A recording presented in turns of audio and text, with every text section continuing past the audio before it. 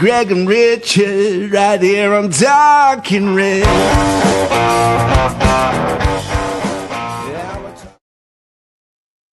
Hello and welcome to Talking Reds, a Nottingham Forest podcast. We now know for certain that Nottingham Forest have qualified for the UEFA Conference League for next season. I'm your host, Greg Oram, along with my fellow Forest fanatic from across the Atlantic. It's Richard Spray.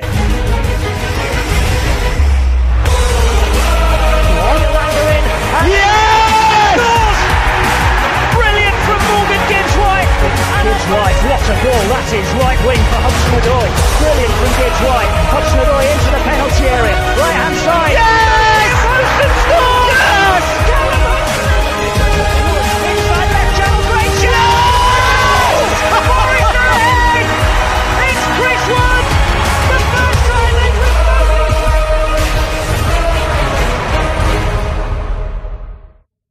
And there you go. There's the anthem for the Conference League. Mr. Spray, how are you doing, mate? I'm actually doing all right. And which is weird because I feel like I should be a little bit more irritated, but I'm actually doing well. I think irritated is a good word. I think we're allowed to be irritated. We're allowed to be, we can be whatever we like to be, but we're going to get into it certainly in due course. But I've got a nice intro written if I can find it. Where's it gone? There we go. It wasn't supposed to be, as Nottingham Forest failed to capitalise on results elsewhere, and we finished the season with a home defeat to Champions League challengers Chelsea. Unlikely defeats for Aston Villa and Newcastle opened the door for the Reds. But a lacklustre second half saw Chelsea score early and Forest failed to really cause any problems to Robert Sanchez's goal. But let us not forget, Nottingham Forest have qualified for Europe next season. The UEFA Conference League represents real progress and a genuine chance to add silverware to the trophy cabinet. Maybe it's the little steps that are for the greater good. And whilst it is disappointing to miss out on the big prize, hopefully it won't take too long for all Forest fans to be genuinely happy with what we've got. Joining us to reflect on the final day, we have one of our Texas Rangers. It's Ross Taylor. Forest still alive, and Forest still alive. I know Wales, Forest still alive, Forest still alive. The rallying cry, I think, was needed. We are still, Forest fans through and through, aren't we, Ross? Yeah, and very proud ones too. I mean, sad, but proud. We're very proud. Very proud, indeed. Don't forget to say hi in the comments. I know that a lot of you won't be feeling it. Get it off your chest. Let us know what you're thinking. It's absolutely fine. We want to give shout-outs wherever possible. Brucey's with us from Texas. He says, hit the button, Greg. Let's do this. Well, we're here. And Dr. Anna said that she was feeling quite delicate and she's having a lie down on the sofa, feeling a little bit deflated. So Ciders pre-match, Anna, wasn't it? And Premier Elliot says, to cheer us up, in 1993, a man in Brazil who robbed a factory of its glue was arrested 36 hours later, still in the factory he was robbing, because he got stuck to the glue he was stealing. Thanks for that, Elliot. That's cheered us up no end. And Dr. Anna's feeling very happy because she met Danscape today. She grabbed him outside the Trent end, said hello. I bet he loved every second of that, Dr. Anna. Right. Okay. So the season's finished. It's done. It's dusted. We've lost 1-0 at home to Chelsea. And I think that is almost a bigger disappointment for me, guys, because, we've taken 1 point from the last 4 home games. That isn't great form, and that's done us.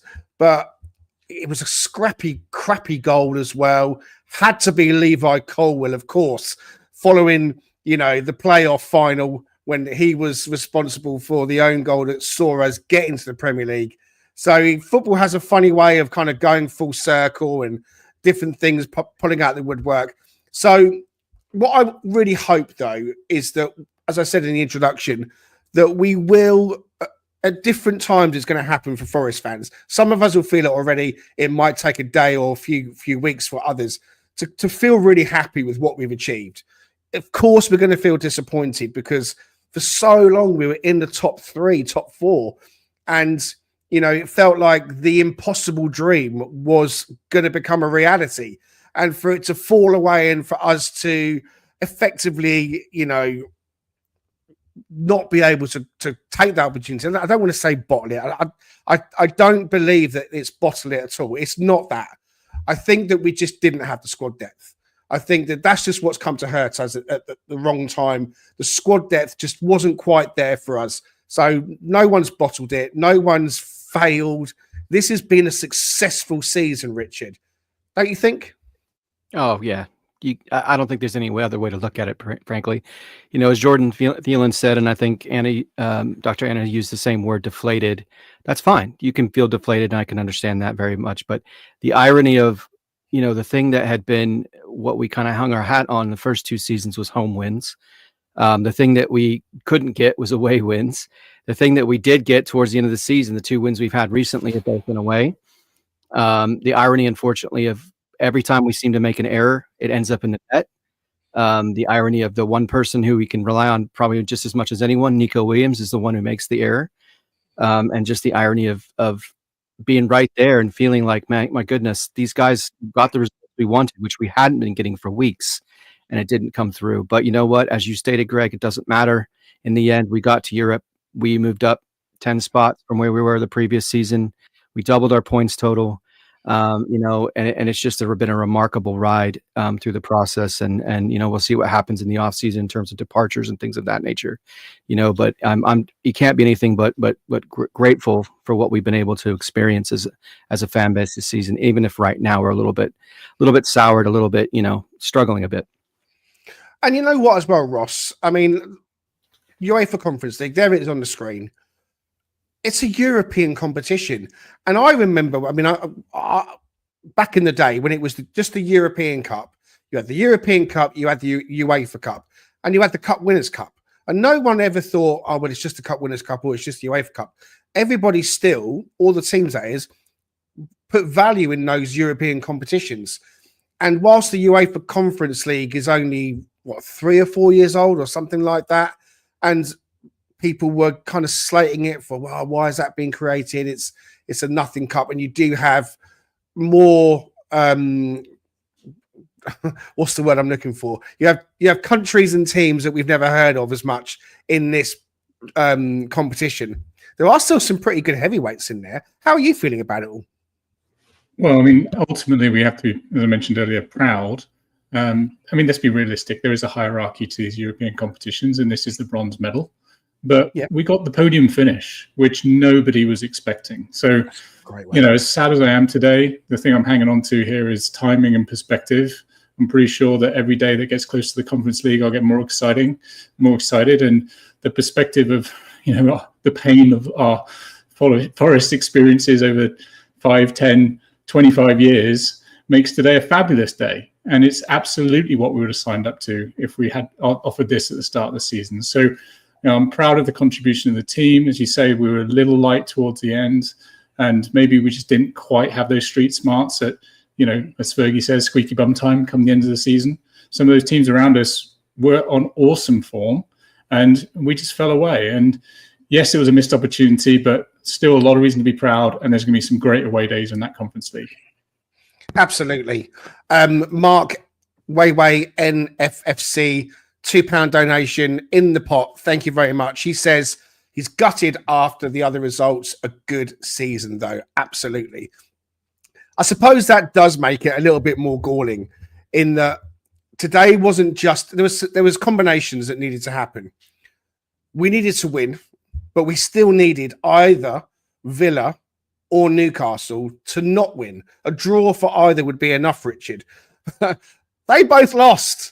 So it kind of makes it even more stick in the throat that you go to Man United, if you're Villa, and their game has got controversy in it. They've had a red card. At half-time, we see a Martinez has been sent off. We've had a good first half. We'll talk about the game, I promise, in a moment. So I was thinking, okay. I'm rubbing my hands together thinking, this could be on here. And I always said as well, when we were chatting before, I said that Everton going to Newcastle, that was the one I thought would be the one to help us out. And lo and behold, Everton go there and get a win as well. So it sticks in the throat just a bit more, Richard, doesn't it? That we still couldn't get over the line, with all the help in the world coming from the other teams. Oh my goodness, yeah. I mean, we've just been long waiting for this. So we've been, it'd been bandied about on X and WhatsApp groups and all these other areas. We're going to become Man United fans this weekend, or become Man City fans this weekend, or whatever the case may be. And it just so happened that the one club that we were worried about relying on is the one that won 2-0. The one club that just seemed to take the wind out of our sails, but had been playing very well from a defensive standpoint in particular, who hadn't been scoring a lot of goals and only scored 1 goal today. But it was that 1-0 victory that you thought, oh my goodness, this is it. It's all aligning, right? We're going to get exactly what we wanted. We thought we were going to get for the 12 weeks that we were in that third spot in the Premier League. And unfortunately, it just didn't manifest itself. We just couldn't find a way through. So it can keep processing and keep negotiating that in your mind. But I think in the end, it's just let it, as my mom likes to say, bless and release, which I normally hate when she says that, but I'm going to do that today. I'm going to go with a bless and release moment, because it's just, if I keep dwelling on it, it's going to make me more and more bitter, I think. But there's still a lot of sweet to be had as well. There is, and as I said a moment ago, I think different people will come to be feeling happier in their own time, not at all telling anybody how to feel, because everybody's going to process it in their own way, and it could be much worse. We could be in the Championship relegation battle, pretending to be massive with great attendance, of course. But I think the most important thing for me is the progression is there. It's massively there from where we were this time last year on the last day, trying to make sure that we confirmed our status with the win at Burnley, which we got.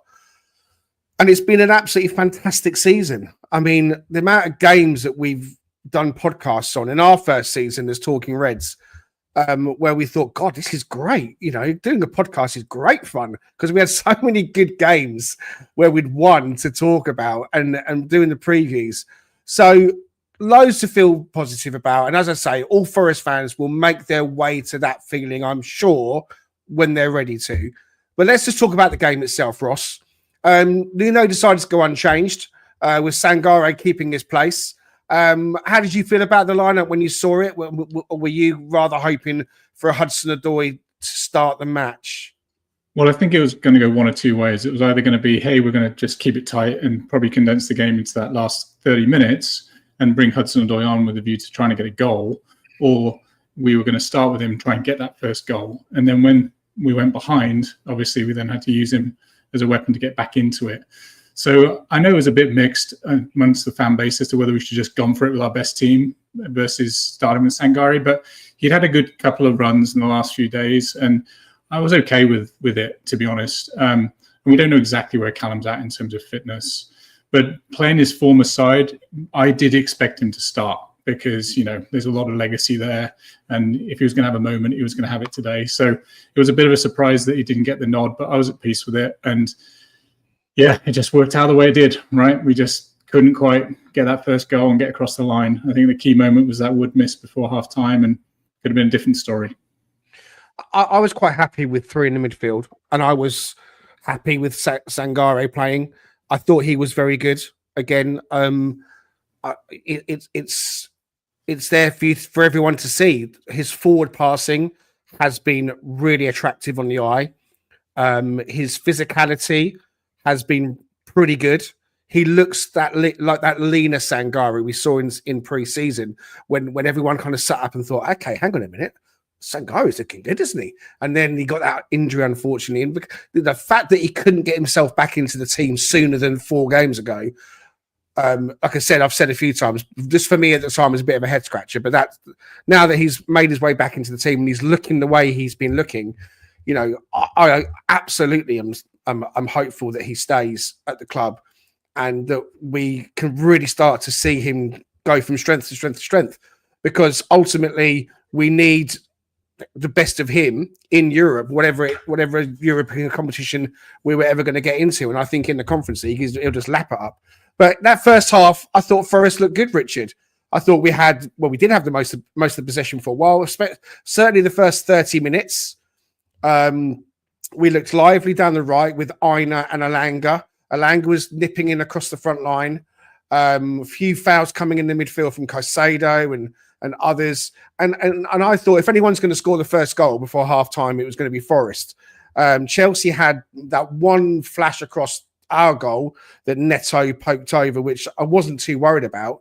But the chance came with Ola Aina just before half-time.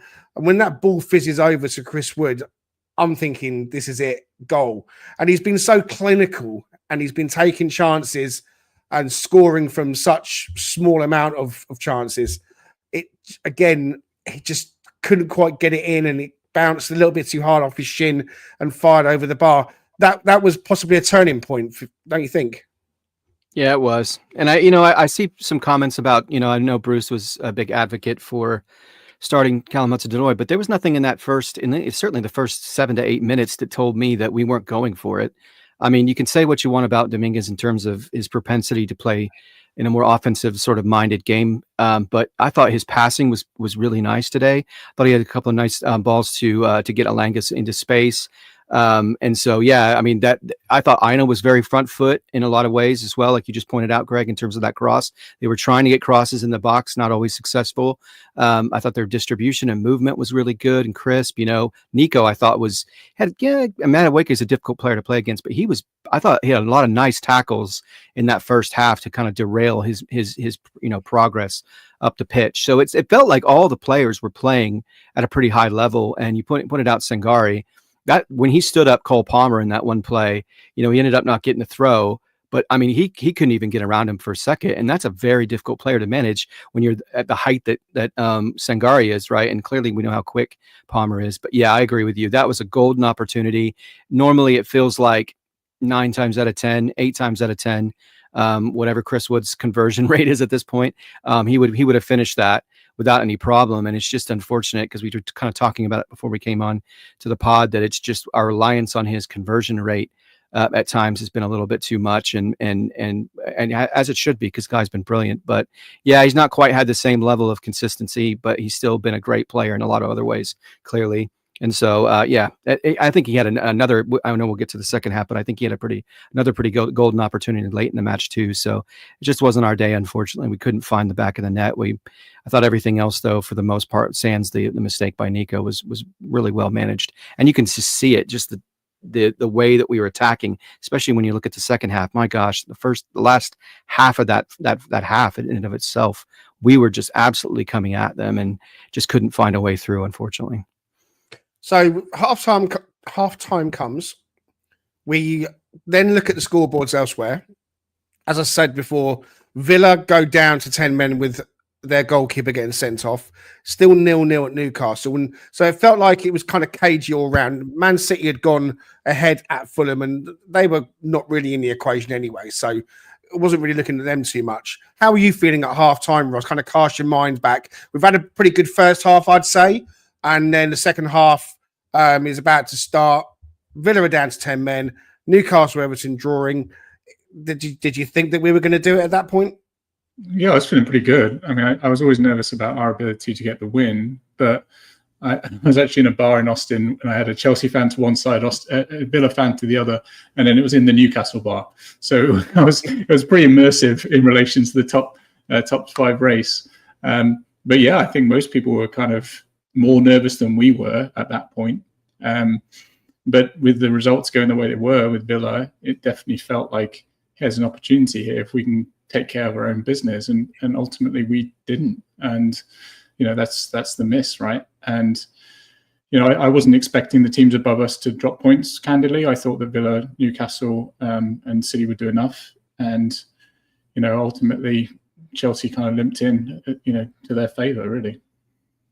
Sticking with you then, Ross, take us through the goal. I think it was about 47th minute it came, so it wasn't long after the second half had started. Chelsea did look a bit brighter, looked like they had a bit more intent. Just take us through the goal.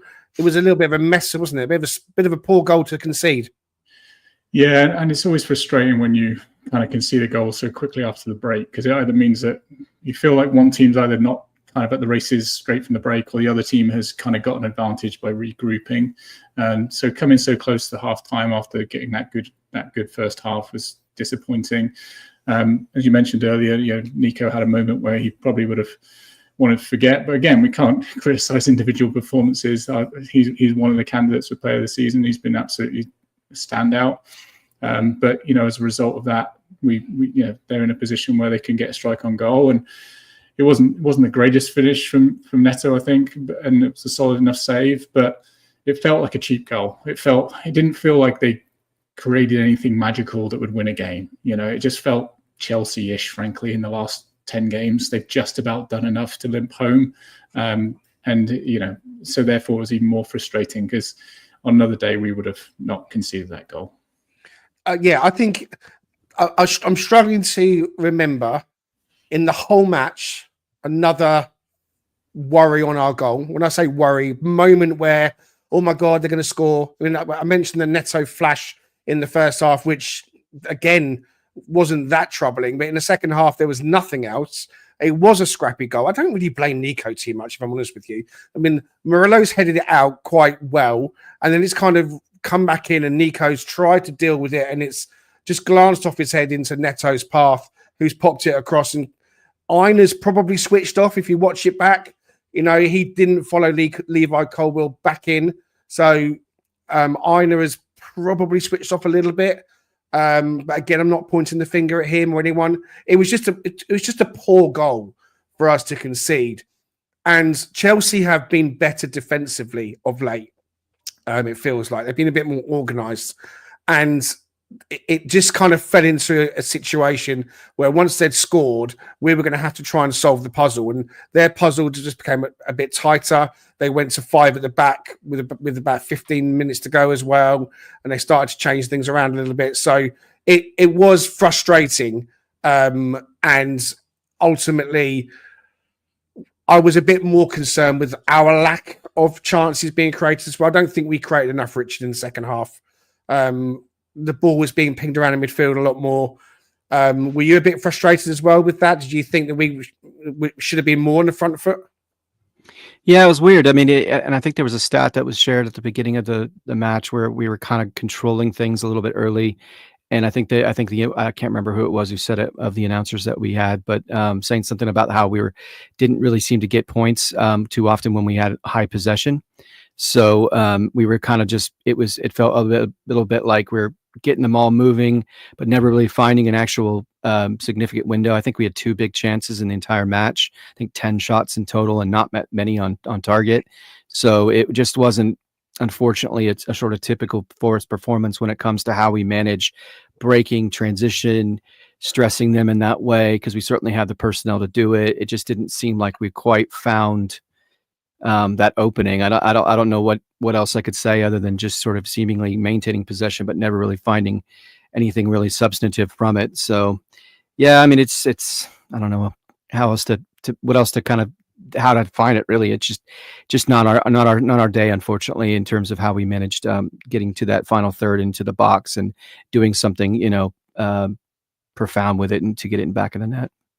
And it was Wood again with the chance to make it 1-1. Yeah.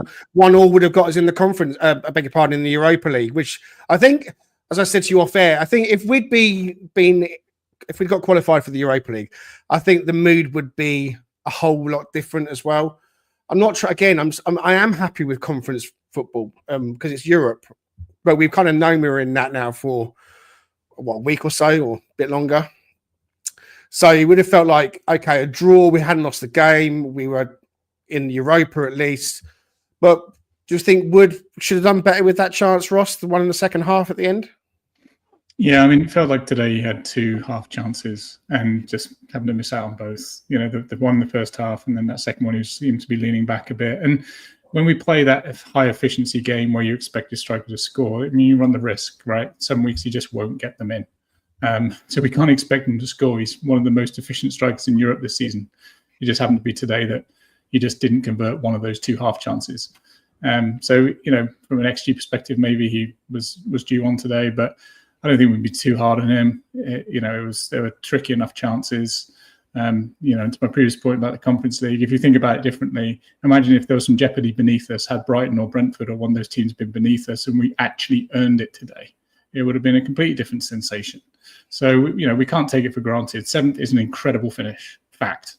And what comes from here will come from here. I liked what you said before as well, Ross, about making the podium. I think that's a really good way of putting it, because I think ultimately, that's true. When you think about Olympics, the gold medal is amazing, but if you make the podium, if you make silver, you make bronze, you are on the champions kind of like podium level. And I think UEFA Conference League is that. It is the bronze medal. You're absolutely right. And for us to be in the mix with Man City and Arsenal and Liverpool and Chelsea, etc., after playing around with Sheffield United and Luton and Burnley and Leicester for the last 2 seasons previously, it's a great achievement. And it sounds like I'm disrespecting those teams. What I'm trying to say is we were down at the bottom of the league and we were trying to achieve just staying in it. So it is a huge achievement for us to be in Europe. Let's not forget that. Danscaped in the comments, he says, "Evening, guys. We do need to get a new word." He's right about being happy and a bit frustrated at the same time. There's probably a German word out there that will probably sum it up, I'd imagine. We'll have to investigate that. He wants to say hi to Dr. Anna. And he had a few beers with Paul and a few others as well. So Danscape will be with us on a pod with Raf tomorrow when we do our season review. And we're blaming Danscape because, as he says, he put a curse on Woody when I chose him for player of the season. Next time, can we wait until the season is completely finished before choosing? Not quite sure that I subscribe to you putting a hoodoo on Chris Wood. I think he might have been off the ball since he got injured, to be fair. He has still had a fantastic season. Okay, let's cheer everybody up with thoughts of cheese. The Cheese Trader, based on Grape Lane in York, is a cheese lover's paradise. Home to some wonderful specialty cheeses, relishes and chutneys, and also with a fantastic street food menu. Try their loaded fries or posh cheese on toast. It'll be the best you've ever had. Owned by Forest fan Stu Freestone, the Cheese Trader proudly sponsors Talking Reds. Quote Talking Reds every time to get 10% off your order. The Cheese Trader and Talking Reds, the perfect cheesy mix. The perfect cheesy mix. Stu Freestone, the Cheese Trader, ready and able to take your cheese orders. And I need to say thank you very much to Richard and to Stu Freestone. And a beautiful cheese hamper arrived, not for me, but for my wife. The boys wanted to bless Mrs. Oram with a nice cheese hamper, and something very delectable arrived on Thursday or Friday, I think it was. So we've been munching into some very fine cheeses. So I can say again, from first-hand experience, that the cheeses that are available with the Cheese Trader are very, very nice. So please do go and check them out. You can get next day delivery and all the stuff to find out how to order, the links, etc., in the bio. All right. Okay. Matt Sells didn't manage to keep a clean sheet today, which was another thing I was a bit pissed off about because I wanted him to win the Golden Glove outright. But Southampton scored against Arsenal. So David Raya has also got the same amount of clean sheets as Matt Sells. So the Golden Glove is shared from Matt Sells with David Raya. And officially on the pitch at the end of the game, the Nottingham Forest player of the season was announced as Nikola Milenkovic. Not a great surprise, but again, repeating stuff we've said previously, it could have been Matt Sells, it could have been Wood, it could have been Gibbs White, Alanga, it could have been Aina, could have been Nico, it could have been so many of them. So congratulations to Matt Sells and to Nikola Milenkovic, two of our elite players that have had amazing seasons. And I'm fully expecting definitely Matt Sells in my head to be in the team of the season. I'd have Nikola Milenkovic in the Premier League team of the season, but he's got stiff competition with the likes of Saliba and Van Dijk and others as well. And so we'll have to wait and see on that one. One thing that I was a bit annoyed about, Richard, was there was 8 minutes of added time, and I didn't get the urgency. I kind of felt, look, come on. I'd have stuck Willy Bolly on, get Willy Bolly on up top, and just go. Why not? Go launching it? Why not? Just go and try and get a goal. We had nothing to lose at that point. I didn't feel that we went for it enough at the end of the match, and certainly not with 8 minutes of injury time. And even if we're chucking Milenkovic up top and just chucking missiles in, so, like Man United did with Maguire when they went for it in the semi-final to Bilbao, and they won it, didn't they? They kept just chucking balls in. Do you know what I mean? I mean, would you have liked to have seen them go for it a bit more in the last 10 minutes? Absolutely, yeah. And you need to have your prophecy come to fruition, and Willy Bolly having a big moment. Yeah. And on behalf of the chairman of the Willy Bolly fan club, who's in our comments right now in Danscape, you could have at least done that. Come on. Yeah, it doesn't get any more desperate than putting Harry Maguire at the wing or in a 9 position, does it? So why not? Why not just come at them with everything you got, right? Just unleash hell, right? So yeah, unfortunately we didn't see it. You got to wonder if it's just sort of a culmination of it's been a brilliant season, but I can only fathom for the boys it's got to be just it's so taxing mentally and emotionally and physically, as a Premier League season will be in general, but especially considering what the expectations became for them, once things had kind of shifted dramatically in a very unexpected way, as we've all said. But yeah, I completely agree with you. It felt like there's a bit of a malaise, a little bit of a sort of a capitulation, I guess, for lack of a better word. I know we throw that word around a lot, but in football podcasting, but yeah, it sort of felt like they just sort of, the one time you didn't want to see them slow down is the one time that they did. But that's all right. You know what? It is what it is at this stage. But yeah, it felt a little bit antithetical to what we would have imagined it would have been in those last few waiting moments. So at the end, Ross, Nuno's being interviewed and he's saying all the right things as he does. And then he's asked about his own future. And typically he bats that question off quite well. But on Nuno, do you think there's any chance that we might not see him as our manager next season? I certainly hope that he's our manager. It never crossed my mind until maybe the rumours started coming out within the last 7 days. Never crossed my mind that he wouldn't be our manager. But stranger things have happened in football. Are you worried at all? What are you thinking when it comes to Nuno?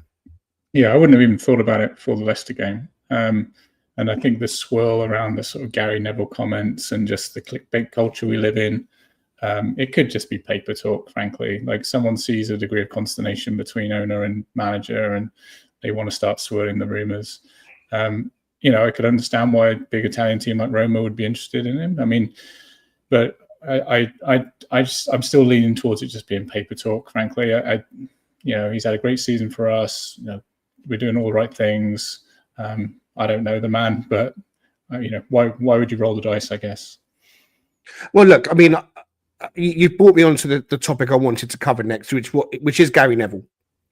So it came out yesterday, and everyone already knows, so you don't need me to kind of go through it blow by blow, that Gary Neville, following his outbursts at the club, had been banned from setting foot inside the City ground. Mr. Marinakis had decided enough was enough, and he wasn't coming in. Sky, therefore, then decided to pull their pitchside coverage fully from the City ground and host it from their HQ in London, which they did. And Gary Neville subsequently come out with some kind of statement that, again, felt like, he's trying to be a little bit PC. Forest are a great club, and I wish their fans and everyone well. But at the same time, talking in a certain way that these kind of things shouldn't be allowed to happen, and free speech and that kind of stuff. Just sticking with you, Ross, what do you make of all of that? Gary Neville getting banned. I kind of hoped that we'd get through this season without any off-field things that kind of to get in the way of the football. Last year we had a lot of that. It doesn't feel like we can get through a season without there being something. What did you make of it all when the news broke that Neville was being banned from the City ground? Yeah, definitely that sort of side of the house has dialed up a little bit in the last few weeks, especially since Leicester. And I have to admit, I was somewhat joyed with the rest of the season where we've gone quietly about our business. This time, February last season, and we were all ready for this season to be done, and then the tweet comes out and all that stuff. So I personally, I mean, I'm not a diplomat, so I don't know. But Mr. Marinakis is his castle, his rules, my ball, my rules. Like, I don't know, but I can also understand why, from in the art of diplomacy, Sky would want to punch back. Personally, it feels like childish nonsense, but each their own. And I hope we just move past that pretty quickly. What about you, Rich? What did you think? And then I'll tell you what I thought. The Spray family are very vindictive and very vengeful human beings. The King side keeps it a little bit balanced. I think that's the word you're looking for earlier, Dan. Balanced, right? The dark side of the Force, light side of the Force.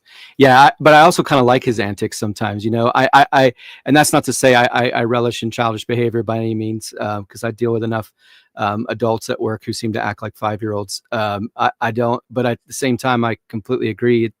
It's his situation, and let's be honest, Neville hasn't exactly yet endeared himself, and I don't think he's. I'm obviously not a huge fan of his anyway, so by virtue of it being him, I kind of just it doesn't bother me, and I kind of find it somewhat spitefully fun. But at this, I don't know where you're going to go with it, Greg, but that's just kind of where I'm at on it, and I appreciate that Marinakis kind of lays the ground, draws the line in the sand, for lack of a better word. Like, look, it's one thing to have an opinion. It's another thing to be outwardly disrespectful at times. And that there's a limitation to that. And we all know he's not going to stand for stuff like that. He's certainly come out of the tunnel enough times to illustrate that. So I personally had no problem with it. And just the immense amount of joy it brought Forest fans on X, and just the incredible like grok images and all these things that are being unearthed, to kind of illustrate how they felt about it, was just absolutely amazing. So, but to your point, Ross, it does kind of become a distraction sometimes. It can be a little bit too much, but I appreciated it and I was grateful for it. And it's unfortunate Sky felt like they had to fight back a little bit, but yeah, I have no problems with it. Well, I thought that it was brilliant that we banned him. I say ban him for life. That's right. Tosser. I do. I think, you know what? Freedom of speech is great. You can have freedom of speech, but it doesn't mean you're free from any consequences. I think at the end of the day, right, he's gone in studs up after the tweet last season, right, when we had the Everton match, when all of a sudden he's come out, Clattenburg's got to walk. I'm going to have to interrupt myself because we're being inundated now with Wolfie and the FFTV lot that are coming over. and they've all been told, I think they must have all been told to say beard. Hello, Carol. Beard. Another one, beard. Yes, it's a lovely beard. Welcome to anyone coming over from the FFTV. Wolfie, you're a legend for bringing everyone over. What I was saying is that Neville last season, he's gone in on the club. He's telling Clattenburg he must go and resign. And I thought that itself was scandalous. Why is he saying that? This season, he snipes at Nottingham Forest. He does it in a very underhand way. Okay, when I've seen Greg Mitchell on the overlap, he's done it again with Greg, and he's sniping the Nottingham Forest. And he's invoking Brian Clough as if he fucking knew what Brian Clough would have thought. Brian Clough would have got him by his back of his ear, and he'd have hoiked him out. So I tell you something, he wouldn't have stood for it. He's telling us how we should feel about our club, and then he's telling Nuno to go and resign. Another resignation, and it's absolutely appalling that he feels like he can come out and mug Marinakis off and mug the fans off and mug the club off. And I'm absolutely here for it that Marinakis has turned around and banned him and said, no, you ain't coming in. I'd ban him for next season as well. Absolutely. Say, until you come and see me and you apologise, mate, you're banned. You ain't coming back in this place. And Sky can do one as well. Absolutely do one. So that's how I feel about it. I will back Marinakis. I will back the club. I will back anything they do when it comes to sticking up for what they believe in. Because to turn around with this outrage, this faux outrage on X, it's scandalous, and Nuno should go and see him and should resign immediately. Fuck off. F off. Don't comment on my club, you little rat. Well, and outwardly come out and call the owner a criminal. You know, I mean, liking this the mafia. I mean, I'm going to say that as well. Absolutely appalling. So there you go. That's what I think. I thought I might get a little bit carried away there, and I did get a little bit carried away. But ultimately, look, Sky are always going to back Gary Neville. They're always going to kind of be in his corner. And then you get people on X and fellow reporters, Forest are banning Gary Neville from coming in. Absolutely banning him from coming in. And like I said, Carragher, he can do one as well. Because that he should have been sacked when he spat at that girl like 5, 6, 7, 8 years ago, whatever it was. Sky backing the wrong people. Absolute tosser. Pair of them. Anyway, for those of you that have just joined the stream, we have been kind of talking about Forest and making Europe and all that kind of stuff. And we're feeling quite pleased. We have made Europe, okay? So the most important thing is that we have gone from 17th up to 7th as well. That's an achievement itself. We've doubled our points from last season. The first team in Premier League history to double their points season on season. So, Ross, give us an overview of how you feel, how you're feeling about this season. I know that it's new and it's fresh. It's just come to an end. But all in all, sum up how you're feeling, Ross. Yeah, it has to be pride. I mean, even just look at our goal difference, plus 12 versus minus 18. It tells us a completely different story. Won twice as many matches, lost half as many. I mean, it's just every key metric that matters is pointed to a great season year over year. So yeah, I mean, again, it comes back to perspective, right? I've cried into my beer after losing to Yeovil, so I've seen it all. So to say that 7th is anything other than fabulous would be just foolish. So it all comes down to context and perspective and timing, and ultimately this is a high point of the club. And I'm pleased the fans have been getting to experience it. And back to Mr. Marianakis, it's down to his backing, so we've got to be grateful for it. I want to ask everybody that's just hopped in if you wouldn't mind hitting like and subscribe. It would be absolutely fantastic for you to help us along, push our numbers up a little bit, like the video, hit subscribe. I'm grateful for those of you that haven't been over to see us before for being here. Stick around. We're going to be on for a few minutes longer. Richard, you're ever the optimist, and I know that I'm good cop. So you're good cop. I think I'm bad cop in moments like this. But sometimes we have a bit of role reversal as well. How are you feeling? Am I kind of making too much of us getting into Europe and finishing 7th as being too much of a good thing? Am I kind of over egging the pie a bit? No, I don't think you can over egg that, given where we've been. I think we all understand that, just the trajectory of the club last season, what we endured at the, throughout the season last season. You referenced the tweet, but it was the points deduction. I mean, there's just a myriad of things that we were up against last season. I'm just excited too about progression and development of players. I mean, you mentioned Sangari earlier, and I hope he can continue the kind of consistency of form he's shown, because his metrics are showing it as well, in playing that 6th position, because where we want to put our money is we want to put it, as much as I love Chris Wood, we need threats. We've got some really talented footballers on our team, but we don't know what's going to happen with Morgan Gibbs-White. If someone comes with an unreal offer for Murillo, there may be a need to look at it seriously, which I would hate. I hate to see either of them go, but what Elliot Anderson has done, Ross, you had him as your player of the season, and you spoke brilliantly about him in terms of his progression. He is going to be an exciting electric player, not only for Forest, but potentially for England as well, which we desperately want. We want that new blood coming in, infusing a different energy, and he has that. What we've seen from Sangari, how great Chris Wood has been, considering he's in the tail end of his career. So it'll be interesting to see what the next year goes, what it looks like. Elanga's progression as well. I mean, there's just so much to be excited about how Milinkovic has played. The fact that Nico Williams is only 24 years old. The fact that we've got Ola Aina under contract for at least another season. I mean, there's just so much to look forward to.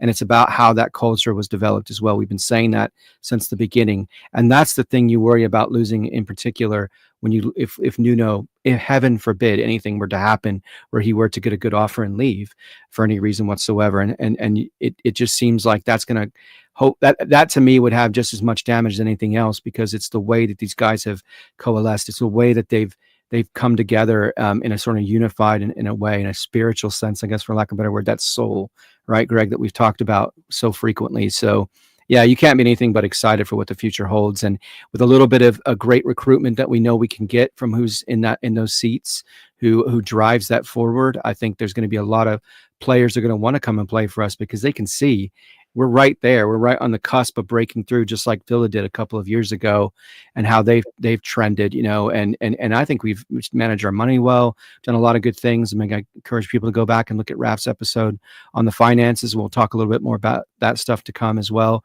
from Dan's perspective, in terms of what it means for us, revenue wise, getting into Europe. But yeah, you can't be anything but excited about everything we currently have. There's a foundation, there's a base there that we can just continue to build off of. A few of you have just joined us, and we were saying before that not everyone's going to be happy tonight. Some will be happy, some will find it difficult to be happy at the moment. Paul in the comments says he's pissed off. I get it, mate. I feel that as well. I do feel that as well. Others are saying that we, like Wake Up News, we screwed it up in January with no new players. Friar Tuck, we finished the season poorly. I don't think we can deny that. Certainly the home form at the end. I think we have to remember that it is a 38-game season. And this squad really and truly was being built for us to progress, but progress into something like 12th, 13th or 14th, probably at best. And it kind of came up in the end a bit short with the players that we had. And I think that perspective will happen, and I'm not telling anybody how to feel at all. You guys in the comments will be feeling how you're feeling, and hopefully you will start to come around in a day or two or whatever it is that, you know what, bloody hell, we have really achieved something. And Premier Elliott says he thinks getting into conference might be a blessing in disguise.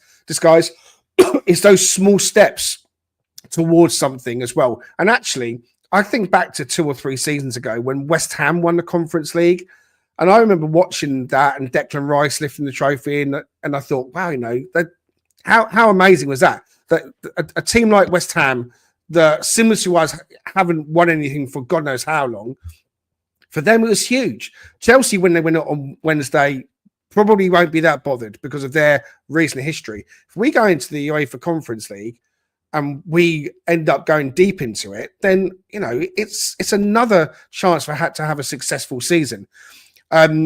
Jeff says, what caliber of player can we realistically tempt now? That's a good question, Jeff. What do you think, Ross? When it comes to caliber of player, do you still think we're going to be able to attract top talents come to the City Ground? Yeah, I mean, to my analogy about the podium, it does mean we're in the sort of bronze player suite of players, right? Versus what we could have attracted in Europa League or Champions League. And to your point before, I mean, we can have multiple feelings at one time. We can be proud and sad. Like, we can recognize that we missed an opportunity with the 5 teams and United and Spurs being nowhere. And, there was a good window for us here, to really go and step into. I'm a little nervous now about the type of player we can get, but I think it takes us back to our core, which is, to try and get those younger development players and recognizing we're kind of more in the Brighton model, and, we are going to have to sell a few. So I think it actually it's probably the right fit for us. It just doesn't feel quite right now because, it is a missed opportunity and we could have gotten more, but we also don't know what we don't know. If we'd have gone to Champions League, all these clauses, extra money to keep players, chase the golden goose, careful what you wish for. 3 years later, you could be Leicester. So it's really hard to tell. This is progression. It's good. And there's an opportunity to win something next year. There really is. When we were on the verge of, or had we rather got into the Champions League, Richard, I was worried that because of the state of the squad at the moment, it reminded me of when we came up into the Premier League, when we had such a drastic overhaul of what we had at Championship level to what we needed to survive in the Premier League and compete. We all know about the 25, 26 odd signings that came. Had we got into the Champions League, I'm not suggesting it would have been anything like that, but we would have needed to have seen another overhaul. I'm talking maybe 8 to 10 players at least of quality players coming in. So again, I guess us being in Europe but not being in such an elite level competition, maybe the overhaul that we need isn't quite as drastic. But I guess it begs the question now: have we seen Morgan Gibbs White in a Forest shirt for the last time?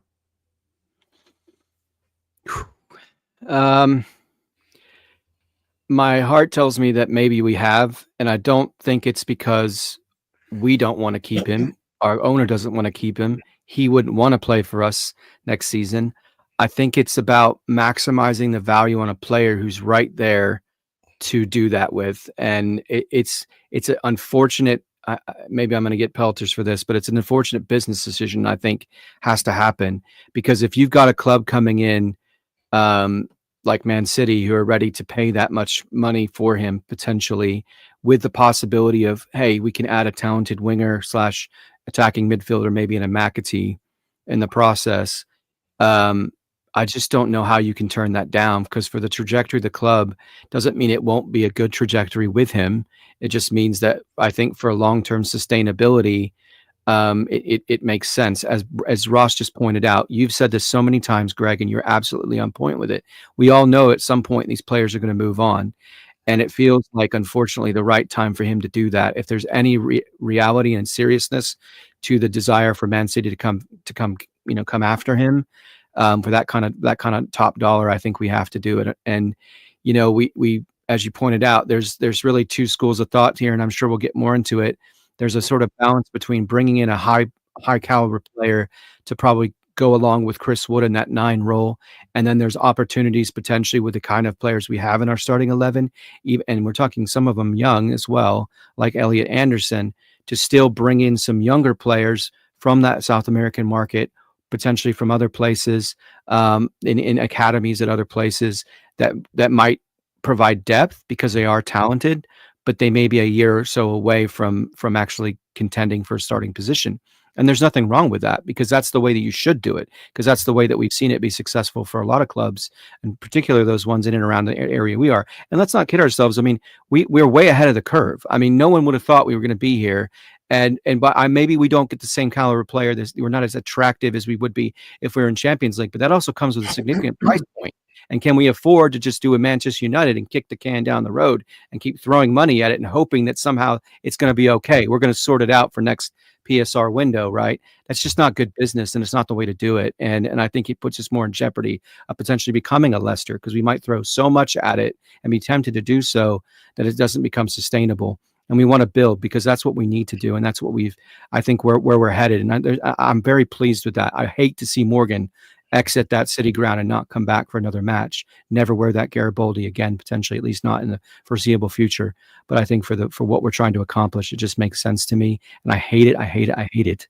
But it's part of the process. It has to happen, because players come and go. We were always going to sell him.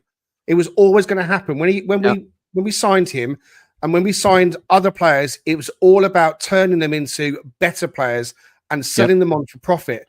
And yes, we love him because he wears the red shirt and he shows passion and he shows commitment. And yes, he has off games, guys. These are professional footballers that, we wish they could be on the top of their game all the time, but he's going to have off games. But ultimately, if we can get 80 to 85 million for him at least, that's damn good profit. And we have to console ourselves with the fact that that's just the way things are. There are going to be other players coming to Nottingham Forest that you're going to fall in love with. There are going to be other good players, because Gibbs White is not the best player in the world.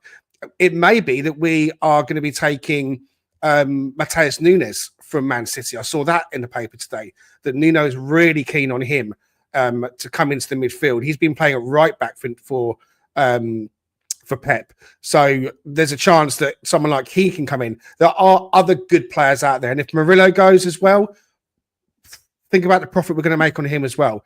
It's a business, and I'm completely at ease with that. I love these players.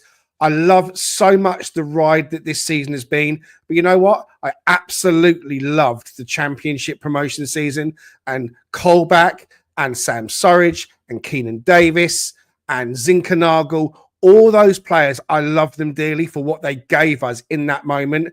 And these players that are here now, I love them so much for this season they've given us. I saw Carol in the comments earlier say something like, there it is. She says, today has made a good start to the season feel sour. Come on, Carol, don't let it worry you too much. Okay, it's been a season on the whole that's been magnificent. Okay, it's been brilliant. We fell away, but think about where we've come from. Think about where we've come from and what we have managed to achieve this season rather than what we didn't get. We are still going to be playing European football. We are still in the Premier League for 4th season in a row. I think that's the first time as well that we're going to do 4 seasons consecutively ever in the Premier League, if I'm not mistaken as well. So it's another achievement there as well. So look, I know that there's a lot of people feeling really pissed off in the comments. I'm feeling pissed off too. I don't love nothing more than Champions League music, but be careful what you wish for, because Villa, I've got a Villa friend and he's messaged me straight away. He says, we are in PSR trouble now. They haven't made the Champions League. When you get into the Champions League and you start buying these really good players to do well in the Champions League, it is completely vital that you secure Champions League football for the next season along as well. Otherwise, you find yourself with these massive earning players and it becomes a bit of a hole. So maybe we are building slowly in the right direction. Okay, you get into the Champions League, you've got to try and stay there. I encourage you, if you haven't already, please go back and see our episode with Raf, the random pundit, on football finances and Forest finances. Raf is actually an industry expert when it comes to football finances. It's a really good episode, and it will take you through Forest's finances and why we might be okay or we will be okay rather going forwards. But you know, the idea of selling Gibbs White has to be something that we all reconcile ourselves with, because ultimately we have to make money. Okay, that takes us to the end. I think I'm losing my voice, so I'm coughing away. Excuse me. Can I just add in one comment on Morgan while you're your throat? And it may not be the player or the club. And my theory is that in a World Cup year, Tuchel is recognising the fact that he wants players who dominate the ball, playing for teams that dominate the ball. 9 out of 10 England games, they will dominate the ball. And Morgan is at his most explosive in transition when we don't have the ball.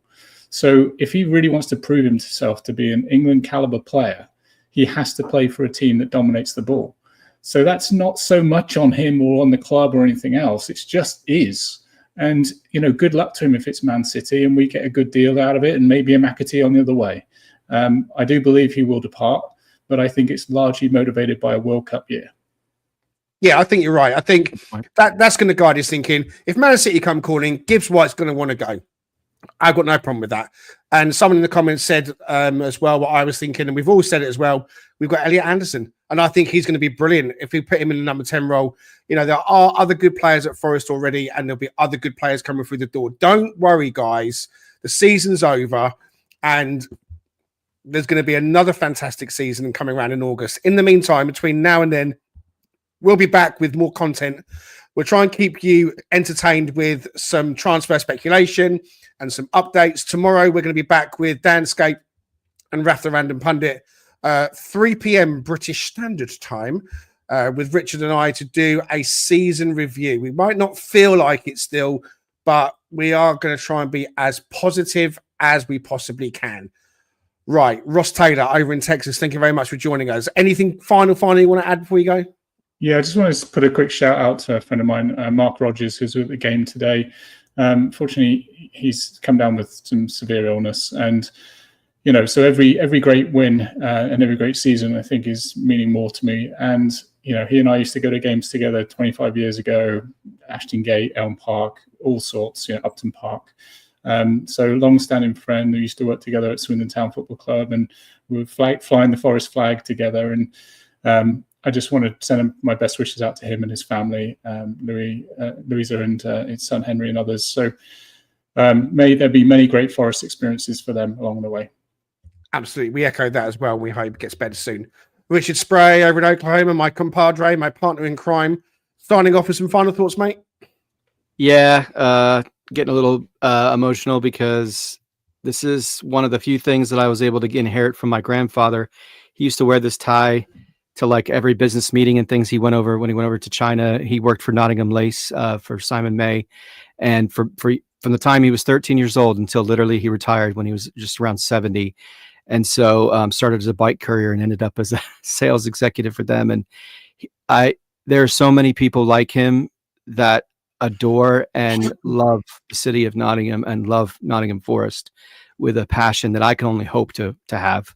And I'm grateful for that kind of lineage and the many people in our comments and others who I think recognize how special this is and what a gift it is to be a Forest fan, even with all the trauma at different intervals, like Ross talked about earlier, Yeovil, right? I think I've somehow blanked that out of my memory, thank goodness. But ultimately, I just want to honor him, because I know Greg's got a great dad as well, amazing guy who loves Forest and brought him into that fold as well. And so, yeah, like Ross said, bless you, Mark. Prayers for you, buddy, and your family during a difficult time. But just want to recognize it's been 4 years ago since my grandfather unfortunately passed away, but little remnants left over. I was hoping it was going to be a talisman today. Unfortunately, it didn't quite come through, but you know what? Maybe on another day it will be. So bless you, Ronald and Edward King, for being a great man. Thanks, mate. Yeah, listen, we're a family show. We try to be. We don't mind the fruity language in the comments, and we don't mind the odd double entendre on Talking Reds. Gonna leave it there, guys. Thanks ever so much for joining us. Forest fall to defeat at the City Ground, couldn't quite make it over the line, finishing in 7th in what has really been a fantastic Premier League campaign. Forest go into the UEFA Conference League next season. It's going to be fun. We'll see you soon.